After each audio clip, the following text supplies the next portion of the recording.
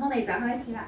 好，大家好，好歡迎大家參加今日由香港大學藥理及藥劑學系所舉辦嘅藥理講藥理公開講座系列。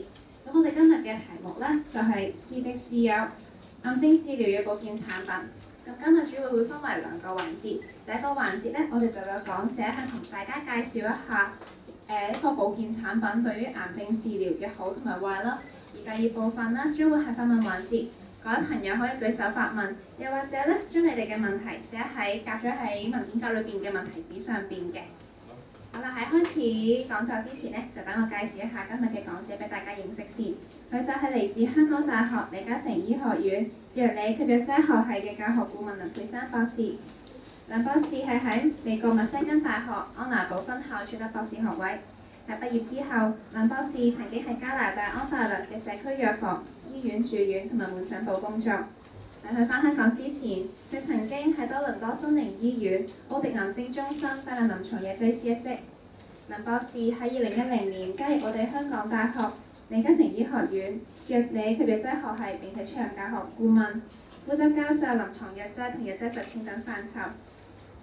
除此之外，梁博士亦都有份參與多倫多大學同美國科羅拉多大學藥劑博士嘅課程設計。佢係美國密西根、加拿大安大略同埋香港嘅註冊藥劑師，更加係瑪麗醫院嘅榮譽藥劑師。佢一直致力研究藥物治療同埋病人之間嘅安全問題。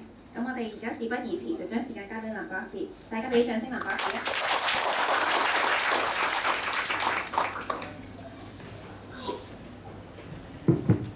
你哋各位好啊，俾我試下先。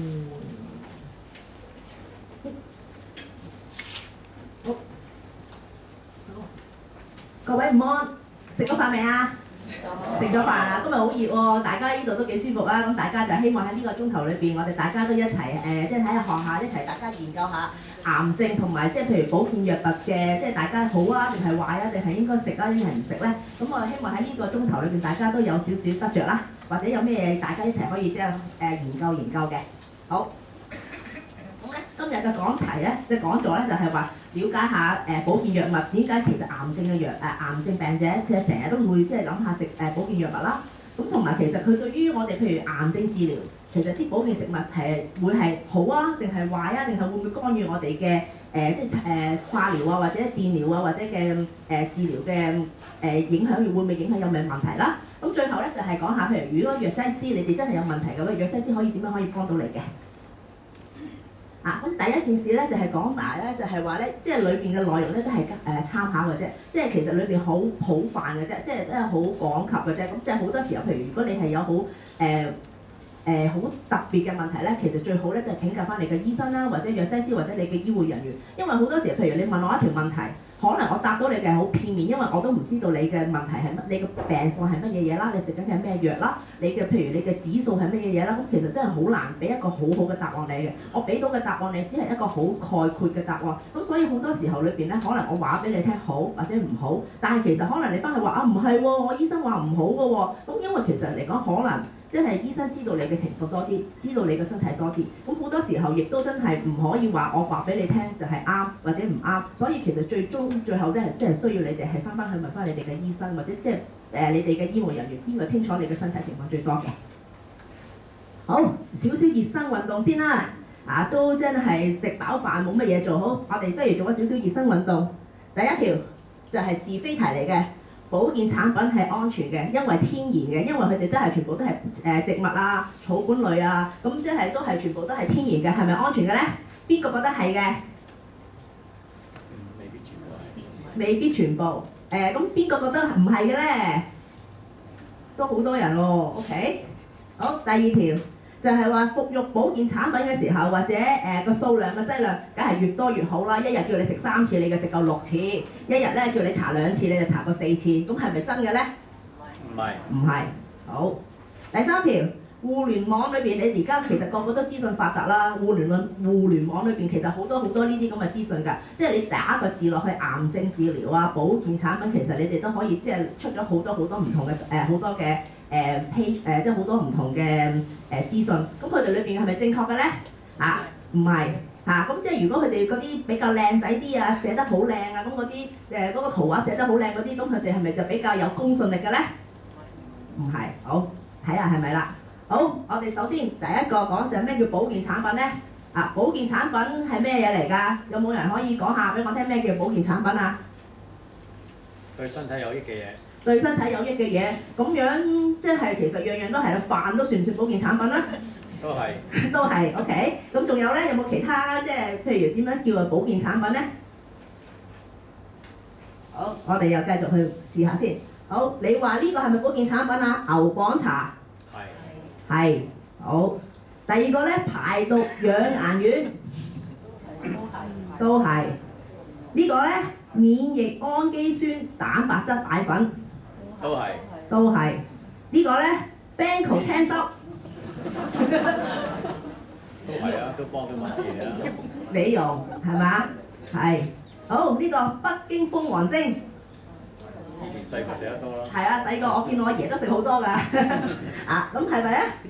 都係。都係。咁呢個咧，冬蟲夏草嗰啲膠囊。更加緊要。好，呢個咧，鈣片。都係有益嘅。都係有益，咁但係有益係咪真係保健食物咧？好，另一個必理痛特快嗰啲消炎止痛止痛退燒丸係咪？唔係。唔係。你哋真係好聰明喎！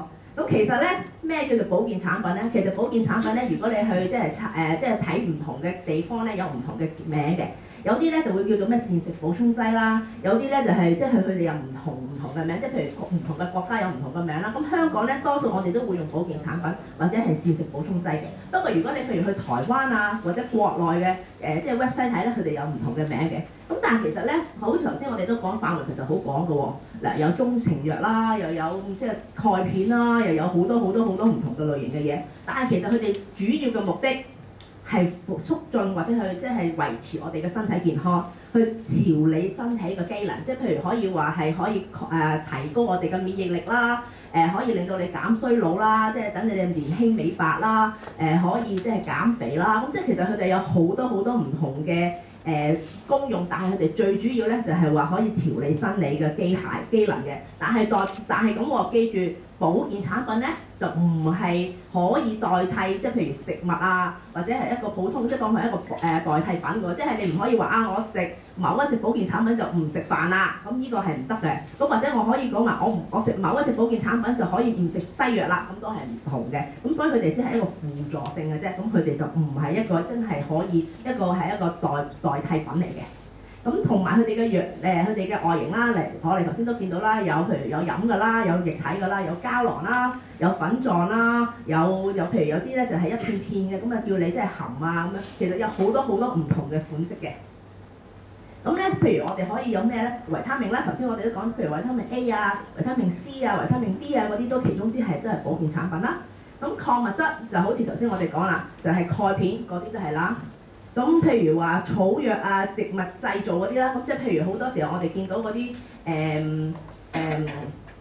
即係譬如蘆薈啊、藍莓啊嗰啲，即係類似嗰啲咧，都係嗰啲草藥啊、植物啦。咁中藥我哋當然知啦，即係好似冬蟲夏草啊、咩夏枯草啊嗰啲，其實嗰類都全部都係中藥類嘅。咁氨基酸就好多時都係嗰啲即係 powder，即係嗰啲粉狀啦。即係好多時候，譬如有啲健身嘅人啊會食啊，或者咧有啲人咧，譬如話做完手術，咁醫生咧就叫佢食多少少嗰啲蛋白粉啊，咁就可以即係增強個身體免疫力啊咁嗰類嘅。或者咧有啲叫濃縮物啊、代謝物咧，咁即係個名就好似好深咁，但係其實咧如果一講嗰隻藥咧，你就知道係咩嚟咧？即係好似我哋平時買開嗰啲咩葡萄糖胺啊，或者蜂膠嗰類咧，呢類咧都全部都係嗰啲濃縮物啊，或者係代謝物嚟嘅。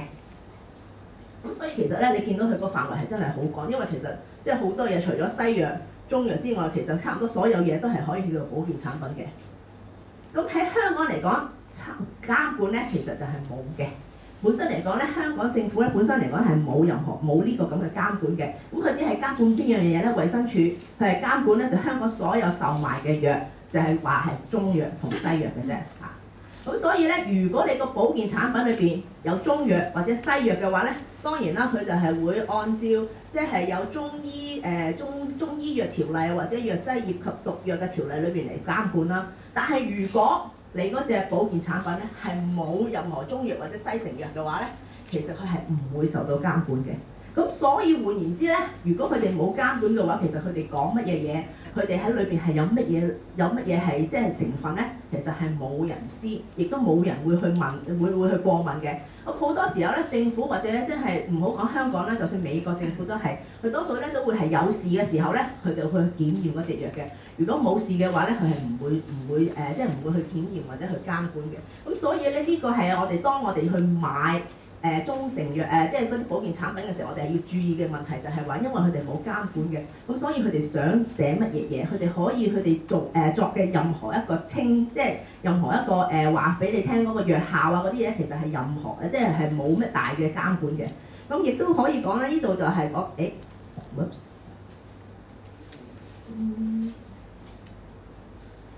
咁即係所以咧，亦都係咁講，佢所邊裏邊嘅咧就標籤啊、說明書裏邊咧都冇會話需要你哋去即係寫低佢哋有咩注意事項啊、有咩副作用啊、有咩禁忌咁都係冇嘅。咁我諗你哋如果諗下翻屋企睇下你哋屋企嘅鈣片啦，佢哋都冇寫話俾你聽裏邊有乜嘢你唔食得嘅喎，又或者有咩問題喎，佢永遠都唔會話俾你聽食咗之後會有咩副作用啊。多數都係你食完，有問題喎，你去問人哋原來係呢個係佢嘅其中一個副作用嘅啫。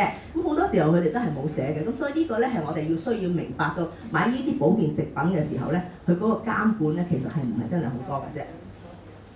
好，咁幾多人食咧？其實就真係好多人食嘅。咁呢度係有兩個研究嘅，咁一個咧就喺2011年啦，一個喺2008年嘅。咁其實裏邊咧都係話受訪者裏邊咧就係講話，譬如長期病患者咧，其實差唔多有一半嘅人咧都會食啲類似嘅保健食物嘅。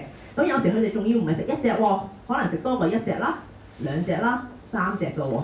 咁同埋咧，即係譬如如果咧你見到咧，譬如有1000個人裏邊咧，大約有35%，即係差唔多有350人咧，都會食過呢類似嘅保健產品嘅。咁譬如好似維他命啊、礦物質啊、補充劑嗰啲係最常見㗎啦。咁我諗其實我哋好多時候就算自己都會食嘅，就好似鈣片啊、維他命 E 啊，咁其實都真係呢啲好多時候好多人都會即係食嘅，因為即係其實係對好多時候即係知道，譬如好似鈣片咁，知道會有骨質疏鬆啊，咁係對身體有益嘅。好啦，咁講翻正題啦。咁保健產品與癌症治療啦，咁點解我哋要需要明白咧？咁因為其實除咗我哋講頭先嗰啲係冇監管啊，冇其他問題咧，其實佢裏邊潛在都有好多問題嘅。咁不如睇下少少資料先啦。咁喺2010年裏邊咧，大約咧我哋有2萬幾，差唔多27000宗或者26000、27000宗係新增嘅癌症個案啦。咁裏邊譬如以肺癌啊、腸癌啊、乳癌、肝癌嗰啲係最普通嘅。咁每年咧，即係平均嘅增長率咧係2.7%，咁都幾多嘅喎。因為其實我哋本身嚟講，人口嗰個增長率係0.6%嘅啫。咁即係如果你講0.6%嘅人係人口增長，咁但係咧患癌者每年嘅增長咧係2.7%，其實你睇下個數係幾大嘅，即係成4倍咁多嘅。咁但係死亡個案咧，大約有成13000人到啦。咁多數咧，佢哋咧即係佢哋即係而家嚟講咧，佢都係佔咗全香港死亡人數嘅第一位嘅。咁即係甚過於你係對於即係心臟病啊或者其他病咧，佢係第一，即係癌症係第一位嘅。咁其實治療方法我諗大家都知啦，嗱又有切割手術啦，即係手術啦。咁咧跟住有電療啦，又有化療啦。咁其實好多時候我哋都知道，呢啲都係好正常嘅癌症治療方法啦。咁即係都冇乜新嘢啦。咁但係點解而即係好多時候，尤其是如果我哋發現到癌症係早期嘅，其實好多時候當你做晒呢三個方法或者呢3樣嘢嘅時候，其實好多時候都大部分嘅病者都會痊愈㗎。咁點解我又要食？或者有好多人點解會去揀中成藥，或者係唔好講中成藥，或者係保健產品咧？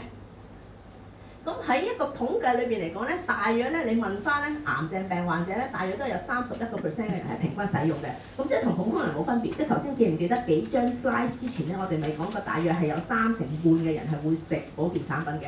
咁其實癌症患者咧都係有3成嘅人食嘅。咁即係其實大家都係好相若嘅，即係唔會話因為我有病我就食少啲藥，或者我有病食多啲。咁呢個數目咧都大約即係同大圍嘅差唔多。咁但係咧發現到咧就係話好多病患者咧係當佢哋確診咗有癌症之後先開始食嘅，好多譬如佢之前咧係冇食過任何保健產品嘅，但係咧當佢哋話醫生話唔好即係對唔住啦，我發現咗你有咩腫瘤啦，咁咧咁你咁好多時候咧嗰啲病患者咧係會當佢哋診斷之後先開始食喎。好，咁點解話癌症病患者會使用保健產品咧？點解佢哋會係之後先食咧？咁點解唔係一早之前食咧？有冇人覺得有冇人係再係食緊保健產品又係癌症嘅病患者，或者係有親戚係食過即係都係其中嘅一份子咧？有冇人即係譬如比下點解癌症病患者會使用保健產品咧？因為你話電療或者叫做化療嗰陣時會減輕副作用。係啦，減輕副作用啦嚇，我都聽到好多啦。咁仲有冇啊？係。有聽過有啲做咗治療之後唔效，食啲保健產品咧反而冇效。明白，係啦。咁有啲即係會發現到即係會覺得佢有效啦。咁仲有冇啊？咁其實咧有好多唔同嘅原因嘅，咁好多咧大部分都係話因為可以增加免疫力啦，即係好似好多人都話食嗰啲靈芝啊、雲芝啊咁嗰啲類似就係增加免疫力啦。咁同埋有好多時候，譬如有啲人就係話我接受電療啊、化療嘅時候咧，有好多唔舒服啦，譬如嘔吐啊、見到冇乜胃口啊，咁食保健產品可以令到我增強體力啦。咁有好多人咧就會知好似頭先一位先生講啦，即係譬如食咗傳統嘅治療癌症藥物咧冇效，咁我就希望轉去食中成藥咧，或者係保健產品就令到我咧即係有希望有啲效果嘅。咁亦都有啲人咧就會覺得因為冇乜副作用啊嘛，頭先即係草藥嚟㗎嘛，咁比起嗰啲癌症嘅，即係你知啦，癌藥即係譬如好似電療啊、化療，尤其是化療。一聽到個就驚到洪水猛獸啊！哇，嘔到死咯喎，好慘喎！又甩頭髮，又嘔，又食唔到嘢，淨係成日都係覺得即係成日都好唔舒服㗎喎。咁比起上嚟，好似即係食呢啲保健產品係安全啲嘅，因為都冇乜，多數都冇乜